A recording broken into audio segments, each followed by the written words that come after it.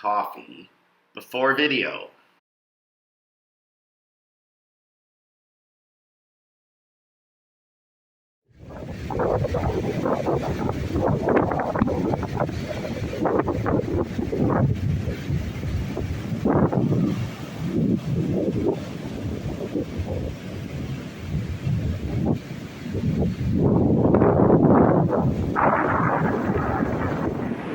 Good morning.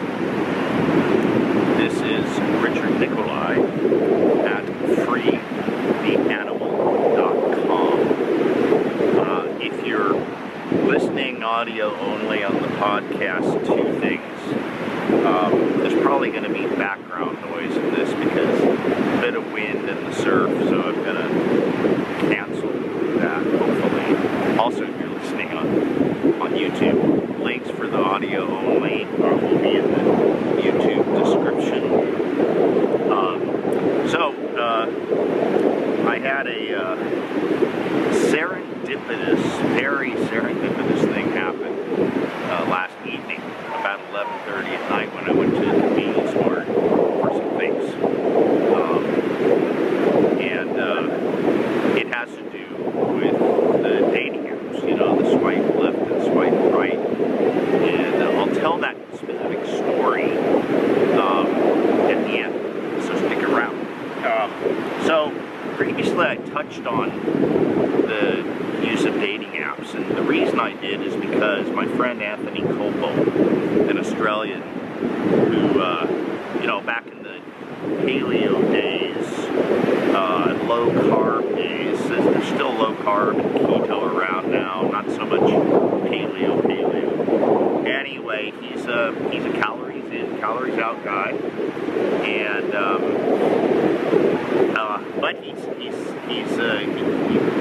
there's an affinity because he's right on so many other. Well, he's right on that too. I don't mean to say he's not. He is, but he's also so that even the low carbers appreciate him for his his book on the cholesterol con, I believe it is. Anyway, he penned a post, and it was about sexual assault globally and in particular to Australia. And one of his things was about dating apps and how the trend to sexual assault seems to correlate with the rise of dating apps, on the phones and everything, just, maybe from 2010, 11, 12, 13, stuff like that. Dating apps have been around since the early 90s, but before phone apps, they were, web-based. I can remember using like Match.com, I think it was, back, 93-ish, 94-ish days. I don't think anything has changed. You meet somebody from the app and you see her in person and it's like, whoa, your pictures are like 10 kilos ago, which is about 22 pounds for you folks who are still in the imperial system. Anyway, so I have been using a couple of them, Tinder and, specific to Thailand. There's Thai Friendly, there's Thai Cupid, and in my view, except for Tinder, they all suck. First of all, they're expensive.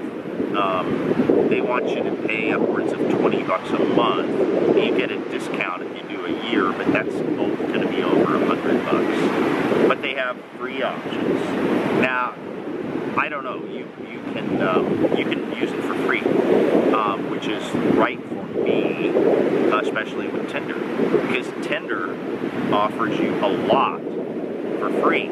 They offer enhanced services like, they will show your profile to more people, more women. They have great locations. That's primarily why I use it. The others, like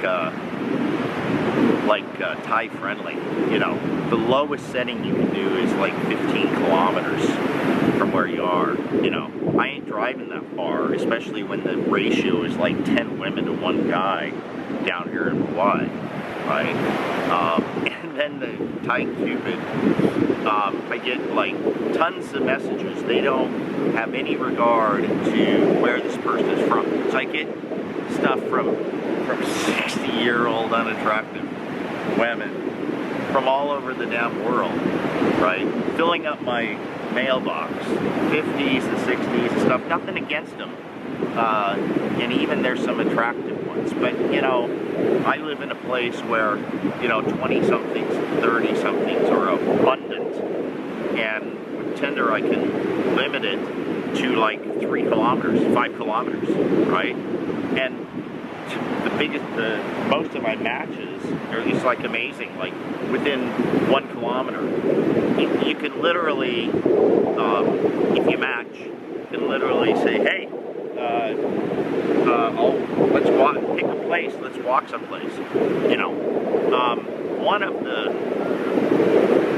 the things that, you know, in Anthony's post, and I agree with him as to how it's used in most places, but in this place, it's like a tool. And as with all tools, you can use them for their intended purpose, or you can use them nefariously, like take a hammer. You can use a hammer to build a nice house, or you can use it to bash someone's skull in, right? So it's about how you use it, and I think I'm using them wisely because it's a great filtering mechanism. You already know that there's some sort of affinity there, but you know, in the messages, when you start messaging back and forth, I immediately move out of the platform into one of the things that most people use, primarily Line, the Line app, secondarily WhatsApp.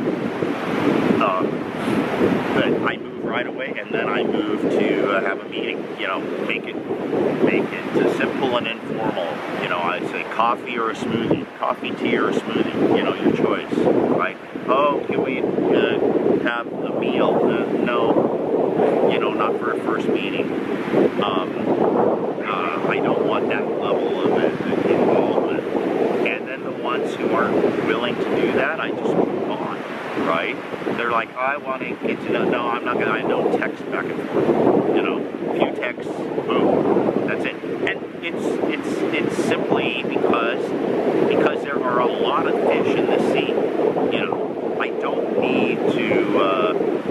I don't need to ever like shower with attention or say a bunch of bullshit about how great their photos are and blah blah blah blah blah, which Thai girls see right through anyway. They call it akwan, sweet mouth, means sweet mouth, and so it works out really, really well. I have had numerous meetings, and you know, so there's several layers of filter. So you know, you have the initial mutual attraction or affinity via the photos, right? And then you're offline, and you exchange a little bit, and then you meet, and more often than not, it's like, okay, that was fun, but I'm not going to pursue this, right? You don't even have to tell them, really. You know, I like Thai women because they're just like, they're not clingy, right? So, I don't know how to better, it's not like you get bugged, right?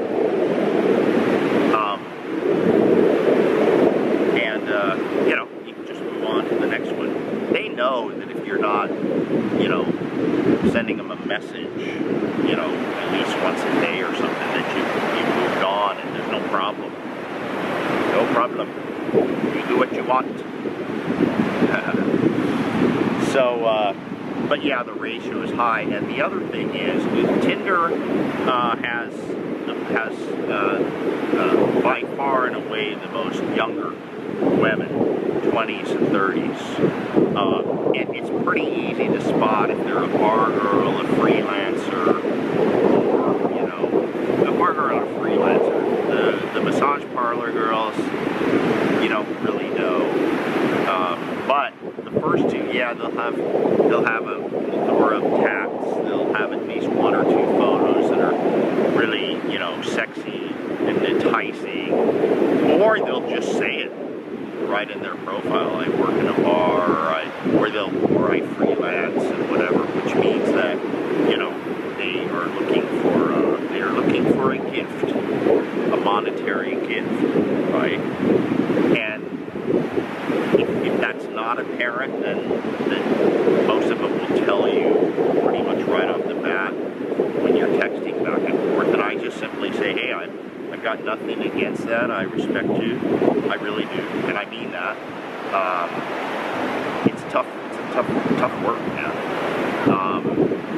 But almost all of them have at least one kid. That's the common, you know, I'd say all of the bar girls have the same story. One or two kids from a Thai man, and he fucked off on them. You know, and just and there's no thing here where, you know, you force child support or anything like that. Nothing. I suppose that for the upper echelons of wealth, that could be the case, but the poor folks, not so much. So, but I just tell them, I say, look, if I want a bar girl, I just go to any number of bars within 5 minutes of my place, and there's like a dozen of them there, and I can chat with them when I want, you know, easy. So I look for the girls that have regular jobs. You know, they work in an office, they work in a department store, they work in a supermarket, they're a dental technician. Many of them have bachelor's degree, many of them have master's degrees, you know. It's pretty cool. Anyway, all right, let's get to the story. So, last night, I go to the convenience. It's 11:30. It's about, I don't know, half a kilometer from my place. And a lot of times I walk. This time I said, I'm just going to take the motorbike. So I take the motorbike there, and it's the Family Mart, not a 7-Eleven. About the same. But it's closer. So I pull in, and there's this adorable Thai girl trying to start her motorbike. I guess something was wrong with the starter, the electric starter, and the battery or something, but it has a kickstart backup. And, you know, weighing all of them, maybe 100 pounds, she just wasn't getting enough oomph. And she looks at me, and I say, can I help you? Oh, yes, please. So I go over, and I get it started on the second kick. And she's like, thanks me profusely. And I thought about, you know, hey, you know, if you want to exchange lines, maybe we can talk to, but I'm like, no, you know, have your limits, you know, damsel in distress, you help her, there's no strings attached, right? Move on. And so that's what I did. I didn't do anything. I get home 10 minutes later, my phone dings. And I look at it as like a message on Tinder. I open it up and let me read it to you. Hang on. I should have had this prepared already. Okay. Let's go over here. I have to get my readers on. Bear with me. So, I get a message from Kai, a 20-year-old, someone who we'd already matched, and we exchanged a few little things, but hadn't talked in like maybe a week. Yeah, a week. Yeah. And so I get this message from her, and it says, today I can't start my motorcycle. Is it you that helped me at Family Mart? If you're that person at Family Mart, thank you so much. Smile, smile. I have just finished work. Get this. You're like a god who really saved my life. Dudes, I keep telling you. If you're not in a place like this, and it doesn't matter how old you are, I don't care if you're 70, I'm 61, and chatting like that with who I met on the Tinder dating site. So there's she's definitely looking for something. The way I would approach this is like, unlikely I would have any long-term relationship with a 20-year-old. But, she gets horny too, so, that's what would be the pursuit. But in a nice way, in a fun way, friends with benefits sort of way. So how cool is that, right? How cool is that? And, I guess I'll let you know how it goes. Okay, that's it for today. Richard Nikoley, freetheanimal.com, signing out. Subscribe wherever you are, YouTube channel, Anchor, Podcast, Spotify, podcast, videocast, and it should be up. I know it's on Google podcast stuff. It should be up on Apple and at Amazon too. So for those who want to consume audio only, but I gotta tell you, I didn't tell you this before, but my background is Nighthart Beach, and you probably know that because you can hear the waves. So I guess that's about it for at least this morning. Who knows? I maybe do another video today. I've got something big coming up as far as a post. Yeah, and I'm gonna delve into COVID again, but not so much COVID itself, but the so-called cure or prevention or so-called prevention. You can guess what I mean. Trying to not say those words so I don't get filtered or too much or algorithmically downplayed. Okay. Next time. Until next time. All right, let's go get some panorama footage of where we just recorded.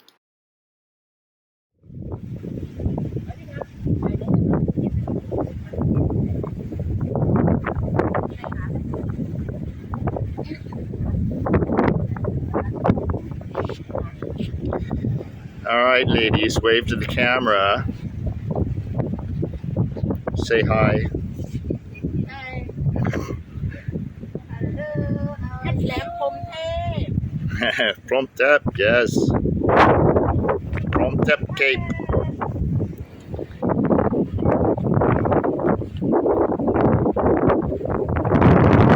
Yeah, how cool and beautiful is that? Amazing. One of the coolest places on earth.